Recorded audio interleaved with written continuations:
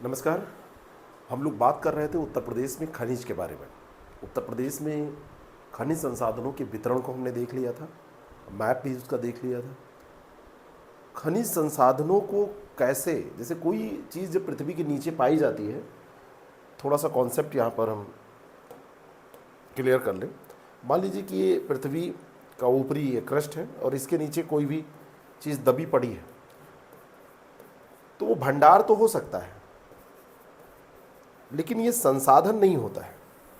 संसाधन तब बनता है ये जब इसको निकाल के हम उपयोगी बनाते हैं, इसको निकाल कर हम किसी लायक बनाते हैं, उसका मूल्य होता है। जैसे हर एक व्यक्ति, आप कह सकते हैं कि वो नागरिक है भारतीय, हर एक व्यक्ति इंसान है, मानव है, लेकिन हर एक व्यक्ति संसाधन नहीं है और हर एक व्यक्ति समान रूप से संसाधन नहीं है। तो अन्य पदार्थों के साथ भी ऐसा ही होता है। दबे पड़े हुए हैं, नीचे पड़े हुए हैं, वो किसी काम के नहीं हैं, लेकिन जब उनको निकाला गया, निकालने के बाद में उसकी उपयोगिता पता चली, तब तो उसका महत्व बढ़ जाता है और वो संसाधन बन जाता है।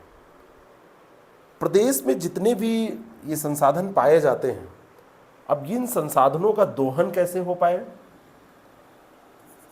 और दूसरी चीज़ ये है, एक तरफ आपका पर्यावरण है, तो ये पर्यावरण के लिए प्रतिकूल भी ना हो, इनका दोहन भी हो जाए, पर्यावरण के लिए प्रतिकूल भी ना हो।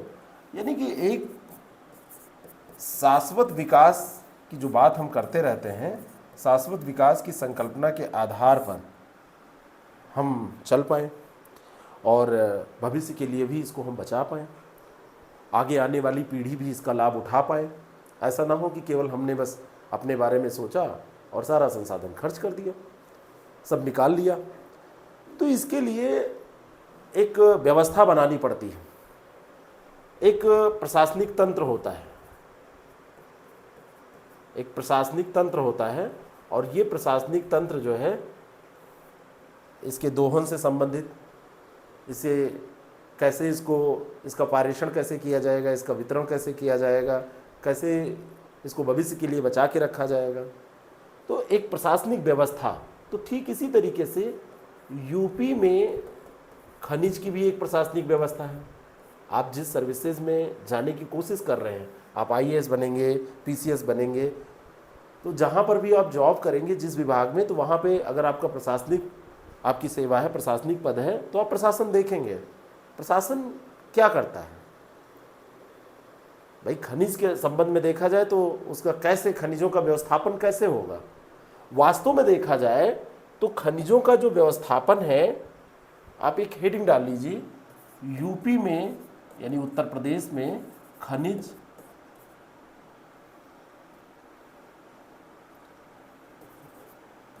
का प्रशासन, कैसे इसका प्रशासन चलता है।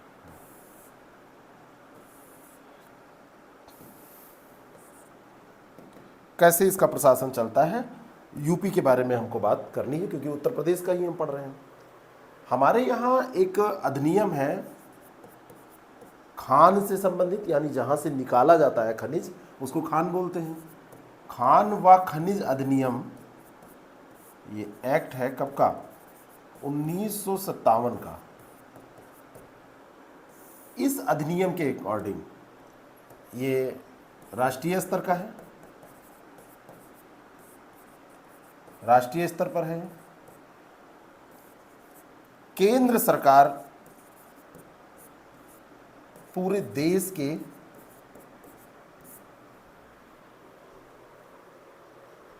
खनिजों के व्यवस्थापन के लिए जिम्मेवार है। केंद्र सरकार के द्वारा खनिज व्यवस्थापन किया जाता है।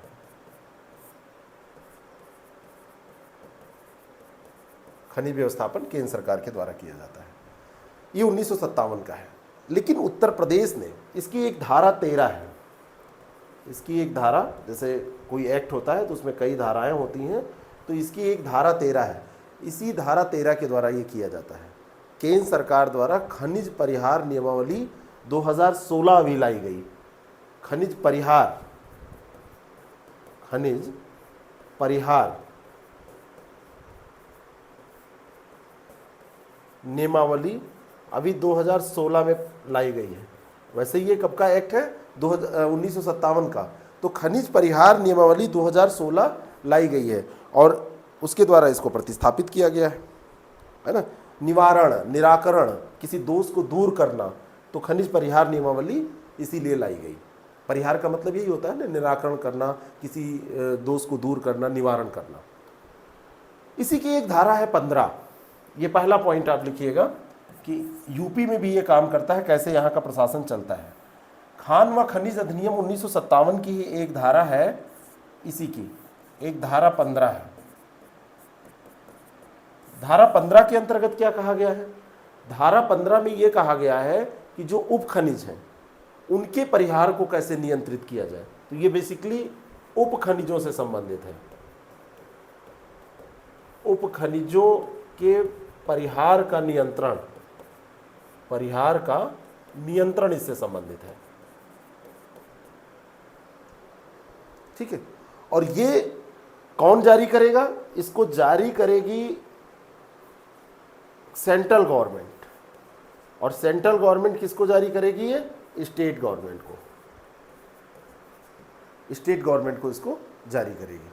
और इसी के अंतर्गत जब स्टेट गवर्नमेंट को इसने जारी किया तो यूपी ने 1963 में एक अधिनियम, एक नियमावली पारित की। अधिनियम उसको मत कहिए, उप खनिज नियमावली, परिहार नियमावली 1963 बनाई। तो यूपी की ये उप खनिज परिहार नियमावली 1963 है। ये यूपी ने बनाई, यानी इससे प्रशासन चलता है। कोई भी खनिज होगा उसको उप खनिज कौन घोषित करेगा? ये उप खनिज, भाई मुख्य खनिज नहीं है, कल मैंने आपको बताया भी था। तो कौन कौन से उप खनिज हैं, ये निर्णय किसके द्वारा लिया जाएगा? ये निर्णय लेने का अधिकार है केंद्र सरकार के पास, सेंट्रल गवर्नमेंट के पास ये अधिकार है।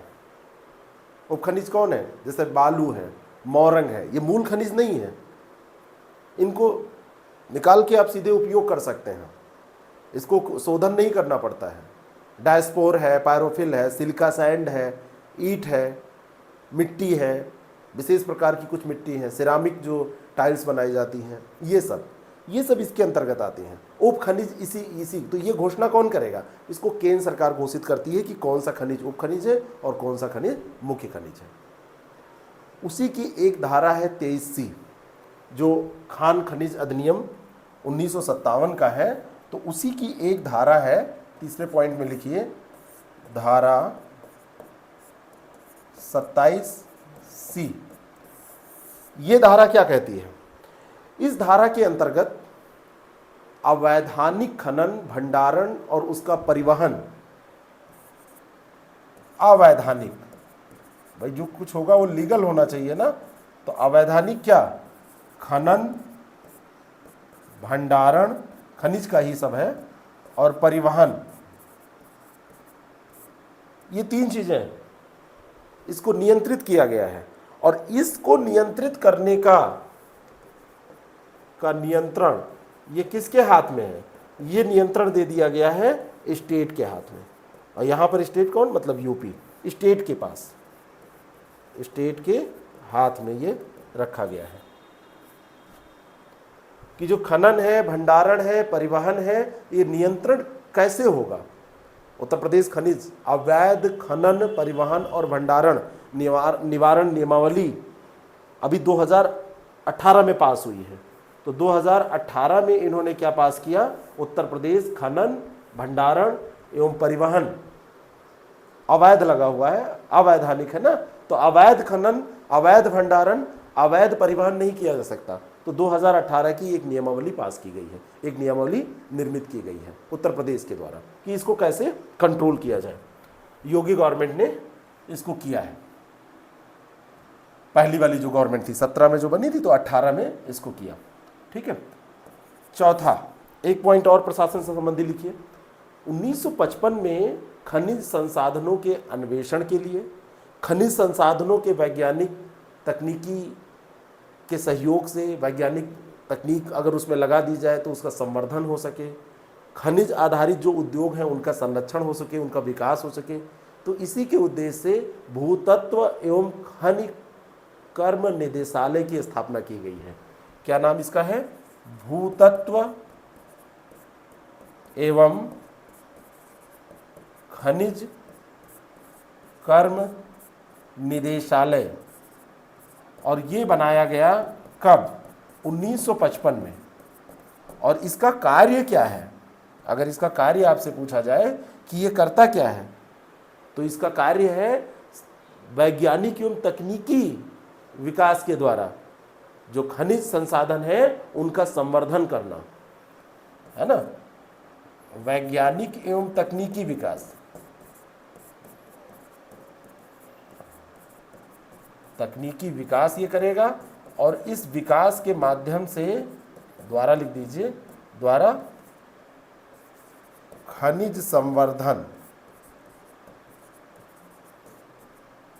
साथ में खनिज उद्योग, खनिज उद्योगों का विकास भी ये करेगा। बात समझ में आ रही? उद्योगों को संरक्षित करेगा, उद्योगों का विकास करेगा। एक पॉइंट और लिख दीजिए, 1974 की बात है। 1974 में खनिज आधारित उद्योगों को और बढ़ावा देने के लिए उत्तर प्रदेश ने एक कदम उठाया था। उत्तर प्रदेश राज्य खनिज विकास निगम की स्थापना की थी। तो 1974 में उत्तर प्रदेश राज्य खनिज विकास निगम की स्थापना की गई। अब ये भी इस दिशा में काम करेगा। तो आप समझ सकते हैं कि इस तरीके से केंद्र और राज्य सरकार के द्वारा जो नियम अधिनियम बनाए गए हैं उनसे खनिज का प्रशासन ऐसे चलता है। ये इतना आपको ध्यान में रखना है। प्रशासन कैसे चलेगा? कुछ नीतियों के आधार पर चलेगा। नीतियां नहीं होंगी तो कैसे इंप्लीमेंट क्या किया जाएगा? 1900 भाई जब अंग्रेजों का शासन था तब भी खनिजों का दोहन होता था। यहाँ पर रेलवे की पटरियों का विकास हुआ, यहाँ पर कोयला निकाला गया, कोयले से ट्रेनें चलती थीं, उद्योग धंधों का भी अपने स्तर पे उसमें विकास हुआ था। तो वो 19वीं सदी में भी सब बढ़िया से चल रहा था। भारत आज़ाद हुआ, भारत आज़ाद होने के बाद हर क्षेत्र में काम हो रहा था। जैसे हमने खान एवं खनिज अधिनियम 1957 की बात की, तो इस क्षेत्र में भी काम हुआ। लेकिन उत्तर प्रदेश की जो सबसे लेटेस्ट नीति है 1900 के दशक में भी, उसमें मतलब 80 के दशक में और 90 के दशक में कई बार इसमें परिवर्तन होते रहे, नीतियां लाई गई हैं। लेकिन अभी जो लेटेस्ट है उत्तर प्रदेश खनन नीति है 2017 की। तो अब हम देख लेते हैं उत्तर प्रदेश खनन नीति 2017। उसी नीति के आधार पर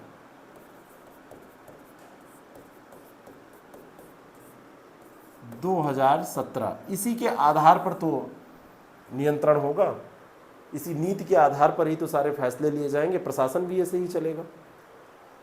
घोषणा करने की तारीख जो थी वो थी 30 मई 2017।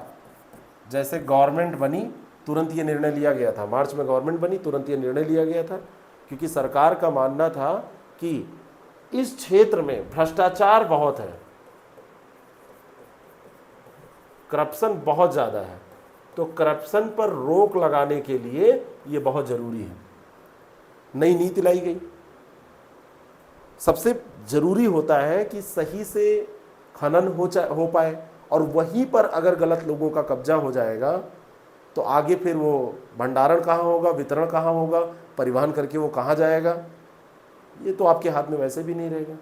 तो भ्रष्टाचार पर अंकुश लगाने के लिए सबसे ज़्यादा ज़रूरी था कि खनन क्षेत्र जो था, खनन क्षेत्र का आवंटन होता है ना, तो खनन क्षेत्र को आवंटित करते समय अगर इसका आवंटन होना है तो यहाँ पर पारदर्शिता लाई जाए।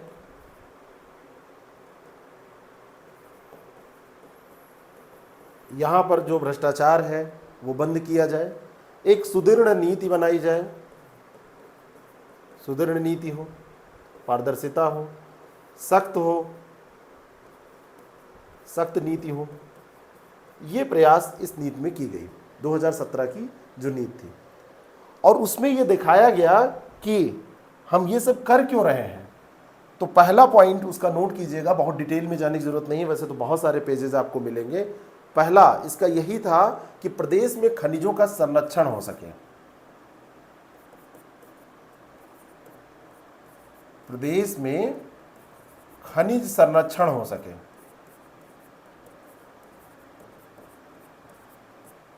दूसरा पॉइंट था प्रदेश में अवैध खनन पर रोक लग सके, अवैध खनन पर रोक लग सके। खनन पर रोक लगेगी तो खनन पर ही रोक ना लगे, खनन और परिवहन दोनों पर रोक लगे। कोई कहे नहीं हम यहाँ कहाँ है, वो निकाल के और उसको अलग भेज दे, ट्रांसपोर्ट कर दे, ट्रांसपोर्टेशन की व्यवस्था तो अब है ही है, तो उसको अलग भेज दे। ठीक है। तीसरा था खनन क्षेत्र में रोजगार के अवसर उपलब्ध कराया जाए।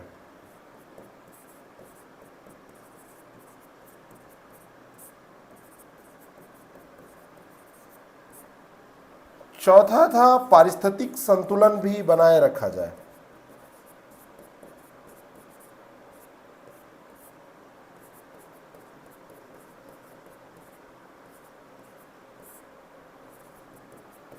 ऐसा नहीं है कि बस आप और सब खनन का मामला सही कर ले रहे हैं, उसको संरक्षित कर ले रहे हैं,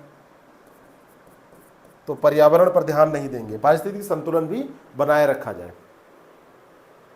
अब खनन जब होता है तो उससे राजस्व की प्राप्ति होती है, तो गवर्नमेंट अगर करप्शन को दूर कर रही है तो गवर्नमेंट का ये भी मानना है कि वर्तमान में जो राजस्व है, जो आमदनी हो रही है, उसको बढ़ाया जाए। तो वर्तमान राजस्व ये है 1.85% उस समय था, तो उसको इन्होंने कहा कि आगामी 5 सालों में 2022 तक का ही लक्ष्य रखा गया था कि इसको 3% किया जाएगा। तो राजस्व जो उत्तर प्रदेश का राजस्व है, तो राजस्व का जितना अभी भागीदारी है, तो राजस्व में 1.85% की भागीदारी थी। तो गवर्नमेंट ने कहा अगले 5 वर्षों में 3% इसको बढ़ाकर कर दिया जाए। एक पॉइंट इसमें था कि आर्थिक विकास हो, सामाजिक विकास हो, दोनों हो, लेकिन आर्थिक और सामाजिक विकास सतत तौर पर होना चाहिए, है ना। आर्थिक व सामाजिक विकास तो हो, ठीक है, तो सामाजिक क्षेत्र में सतत विकास हो, सामाजिक क्षेत्र में सतत विकास में तीव्रता होनी चाहिए। एक पॉइंट इसमें यह कहा गया था। नेक्स्ट, अगला एक पॉइंट है कि यहां पर कुछ लोगों का ही कब्जा है। वही लोग, पता चलता है कि लगभग 4 दशक 5 दशक से या दूसरी तीसरी पीढ़ी चल रही है, वहां पर खनन कराते चले आ रहे हैं। तो एक प्रतिस्पर्धी वातावरण नहीं है। स्वच्छ प्रतिस्पर्धा को प्रोत्साहन देने की भी बात इसमें की गई थी। स्वच्छ प्रतिस्पर्धा को प्रोत्साहन, स्वच्छ प्रतिस्पर्धा को प्रोत्साहन दिया जाए, उसको प्रोत्साहित किया जाए। ठीक है। जो खनिज है, खनिज में अगर सही से खनन किया जा रहा है, खनन क्षेत्र में अगर तकनीकी का इस्तेमाल किया जा रहा है, वैज्ञानिक कुशलता आ गई है, तो बहुत ऐसा होता है ना कि कम मेहनत में और कम क्षेत्र में ज़्यादा उत्पादन किया जा सकता है। तो खनिजों में वैज्ञानिक विकास और तकनीकी सुविधाओं, यानी कि साइंस एंड टेक्नोलॉजी का समावेशन करने की इसमें बात की गई थी। अब ये समावेशन कहाँ? खनन में, भंडारण में, परिवहन में, सब में, कम समय में, कम रिस्क में, कम पर्यावरणीय नुकसान में अगर वैज्ञानिक तकनीकी का हम इस्तेमाल करें, साइंस एंड टेक्नोलॉजी का इस्तेमाल करें तो ये संभव हो सकता है। बाकी एक सबसे ज़रूरी बात है कि आंकड़े कौन उपलब्ध कराएगा, कितना हुआ, कितना भंडारण है। भाई किसी का कब्जा है, वो कुछ वहाँ पे सर्वे ही नहीं करने दे रहा है। तो सूचना और आंकड़ों की उपलब्ध कराने की बात भी की गई थी। सूचना या आंकड़े उपलब्ध कराना, ये भी बात इसमें की गई थी। एक पॉइंट और लिखिएगा, इसके अंतर्गत निजी पूंजी निवेश को प्रोत्साहन की बात की गई थी कि निजी पूंजी निवेश को प्रोत्साहन दिया जाए, उद्यमिता का विकास किया जाए, है ना, नए नए खनिज भंडार खोजे जाएं। तो इसमें यानी कि निजी पूंजी, उद्यमिता,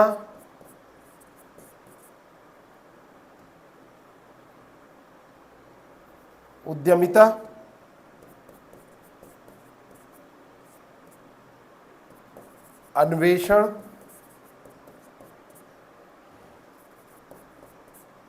को प्रोत्साहन देने की बात की गई थी।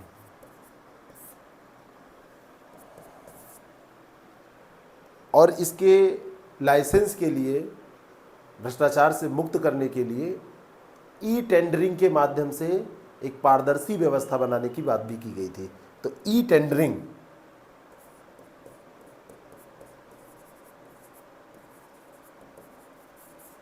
टेंडरिंग की व्यवस्था, और ये व्यवस्था आखिर क्यों?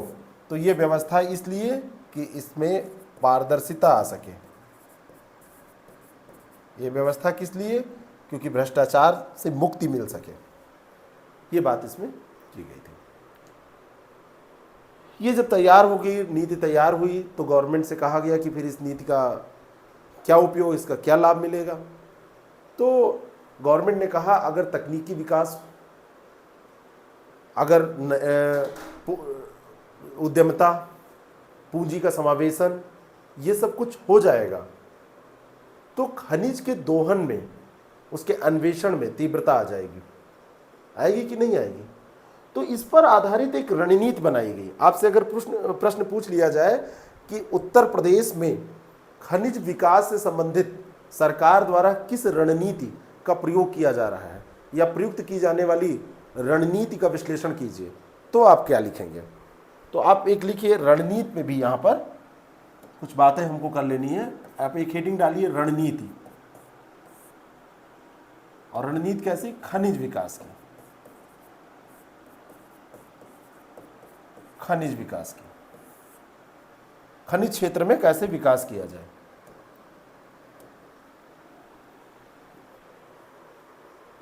और ये रणनीति क्या करेगी? इस रणनीति से ही जो नीति हमने बनाई है, जो पॉलिसी बनाई है, उसके उद्देश्य पूरे होंगे। जिस पॉलिसी की बात अभी हमने की है, किस रणनीति पे हम चल के इसको पूरा कर सकते हैं, इन लक्ष्यों की प्राप्ति हम कैसे कर सकते हैं। तो इन उद्देश्यों की पूर्ति करने के लिए, उपरोक्त उद्देश्यों की पूर्ति के लिए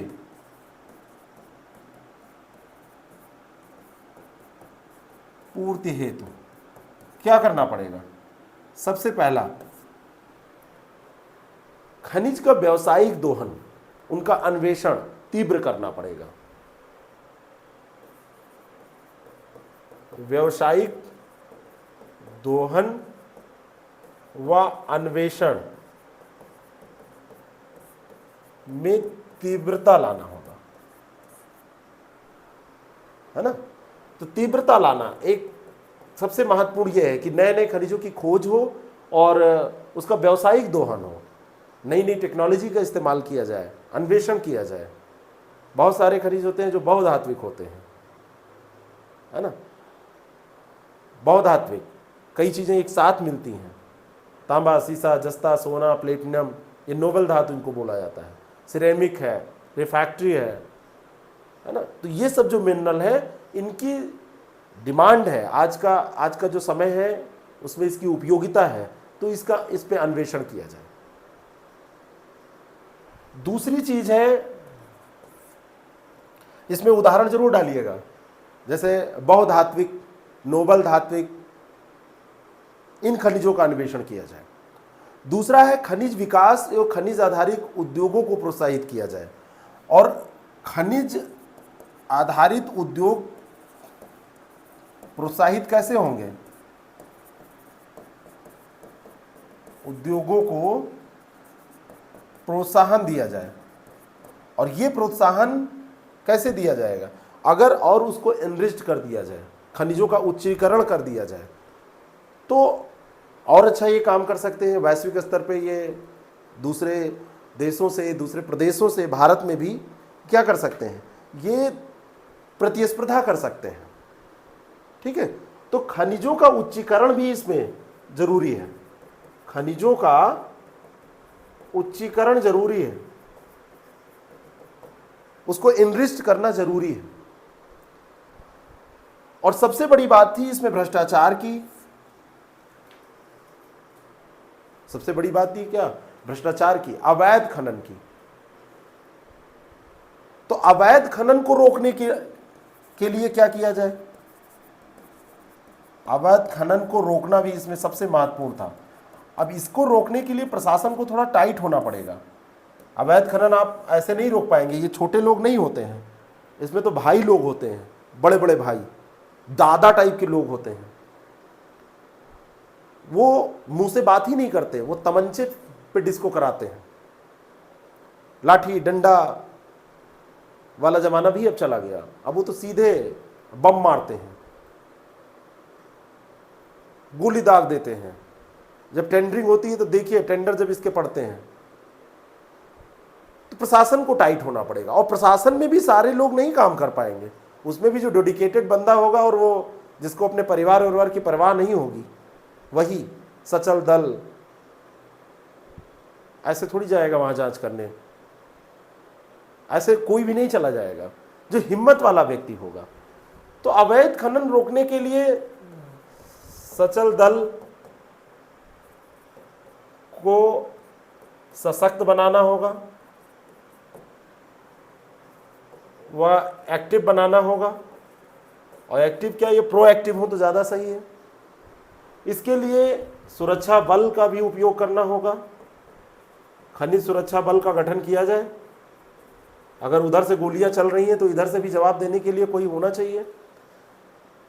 जहां जहां जिन जनपदों में, जैसे 12 हमारे यहाँ खनिज के जनपद हैं, तो जनपद स्तरीय अंतर विभागीय टास्क फोर्स को प्रभावी बनाया जाए, है ना। टास्क फोर्स का गठन करना, जनपद स्तरीय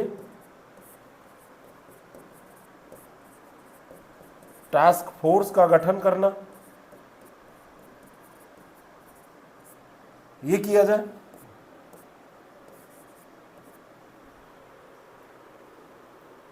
सैटेलाइट मैपिंग की जाए, टेक्नोलॉजी को शामिल किया जाए, तकनीकी मदद में जैसे सैटेलाइट मैपिंग कर लिया जाए।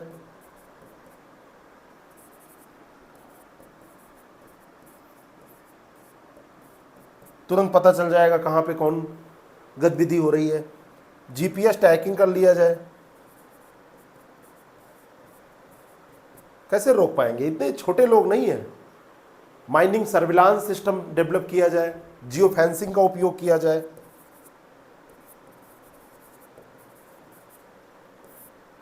माइनिंग सर्विलांस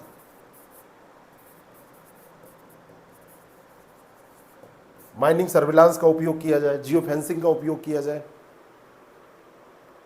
तो इसके द्वारा जो अवैध खनन हो रहा है, ये अवैध खनन रुक जाएगा। जब खनन नहीं होगा तो भंडारण, मान लो कोई परिवहन डायरेक्ट कर दे रहा है तो उसकी भी ट्रैकिंग कर ली जाएगी। तो खनन, भंडारण और परिवहन, ये तीनों चीजें रोकनी पड़ेंगी। जैसे कोई कहे भंडारण तो नहीं कर रहा है, तो यहाँ निकाल के सीधे वो भेज दे रहा है, तस्करी कर दे रहा है। तीनों चीज़ें, इसको सशक्त बनाना होगा। तो अगर आपसे पूछ लिया जाए कौन सी रणनीति अपना रही है उत्तर प्रदेश की सरकार खनिज क्षेत्र में व्याप्त भ्रष्टाचार को रोकने के लिए, तो आप इस रणनीति को बता देंगे। पहला प्रश्न आप लिखेंगे, उत्तर प्रदेश में पाए जाने वाले खनिजों के वितरण पर प्रकाश डालिए। दूसरा प्रश्न, आधात्विक और धात्विक खनिज दोनों को अलग अलग लिखेंगे। उत्तर प्रदेश में पाए जाने वाले धात्विक खनिजों का विवरण प्रस्तुत कीजिए। तीसरा प्रश्न, उत्तर प्रदेश में पाए जाने वाले आधात्विक खनिजों की सूची बनाइए एवं उनका वितरण दर्शाइए या बताइए। और एक प्रश्न और लिखिए, उत्तर प्रदेश खनिज नीति 2017 की महत्वपूर्ण विशेषताओं का उल्लेख कीजिए। और एक प्रश्न और लिखिए, उत्तर प्रदेश खनिज नीति 2017 के लक्ष्यों को प्राप्त करने के लिए सरकार द्वारा अपनाई जाने वाली रणनीति पर प्रकाश डालिए। और खनिज का चैप्टर यहीं पर समाप्त होता है। अब नेक्स्ट क्लास में मिलेंगे, अगले टॉपिक पर हम चर्चा करेंगे। इसको लिखते रहिएगा। हमारा एक टेलीग्राम ग्रुप है, उस टेलीग्राम ग्रुप को ज्वाइन करिए, जिसमें आप आंसर राइटिंग कर सकते हैं, इन आंसर्स को भी भेज सकते हैं। डेली वहाँ पे क्वेश्चन भी दिए जाते हैं। बाकी अगर आपको व्यवस्थित तौर पर डेली प्रैक्टिस करनी है मॉडल आंसर के साथ, आप चाहते हैं कि आपकी मुख्य परीक्षा एक बार अवसर मिले और पास हो जाए, आप साक्षात्कार दें, तो रेगुलर प्रैक्टिस करनी होगी। और उसके लिए हमारा आंसर राइटिंग प्रोग्राम आप अवश्य ज्वाइन कर सकते हैं। अवश्य शब्द इसलिए क्योंकि वो बहुत बढ़िया प्रोग्राम है, और कर सकते हैं इसलिए क्योंकि कोई दबाव नहीं है। आप चाहें तो हमारा नंबर डिस्क्रिप्शन बॉक्स में दिया है, वहाँ से आप जानकारी ले सकते हैं और हमारे कार्यक्रमों में जुड़ के उसका लाभ उठा सकते हैं। Thank you so much.